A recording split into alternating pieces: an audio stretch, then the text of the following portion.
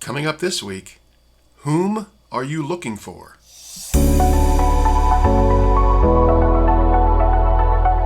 Hello, everyone, and welcome to Sunday Spoilers, a chance for us to prepare ourselves to encounter God in worship this upcoming weekend.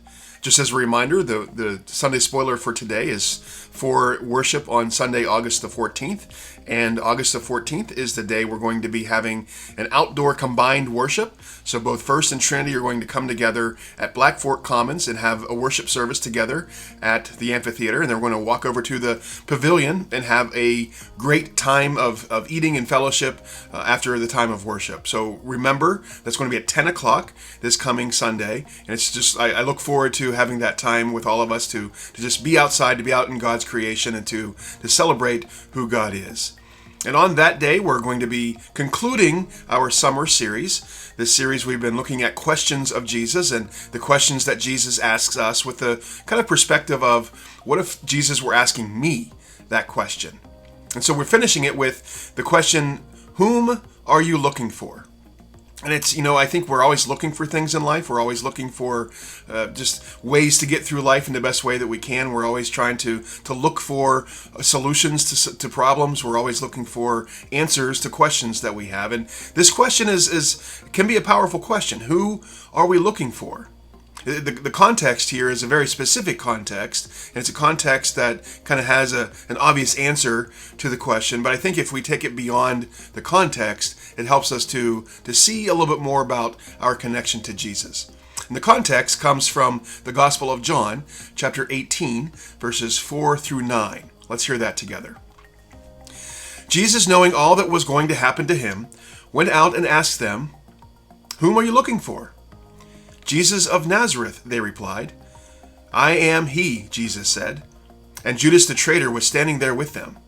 When Jesus said, "I am he," they drew back and fell to the ground.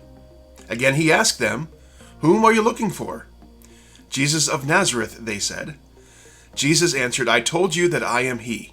If you are looking for me, then let these men go." This happened so that the words he had spoken would be fulfilled. "I have not lost one of those you gave me." Now, this context is the arrest of Jesus. They're in the garden, and he and the disciples are gathered together. Judas approaches with the police and other guards, and their point is to arrest him. So he begins this conversation with, "Whom are you looking for?" They reply, "Jesus of Nazareth." It's kind of like if you're serving a search warrant or a subpoena, you want to identify the person that you're arresting, make sure that you're arresting the right person. But he's the one who's asking that question. They respond, "Jesus of Nazareth," which is kind of a put down. It's a title that Jesus embraced, but to identify someone as coming from Nazareth was typically a put down because they considered Nazareth a lowly place. But Jesus embraced that title. That's who he was. It's who he was about.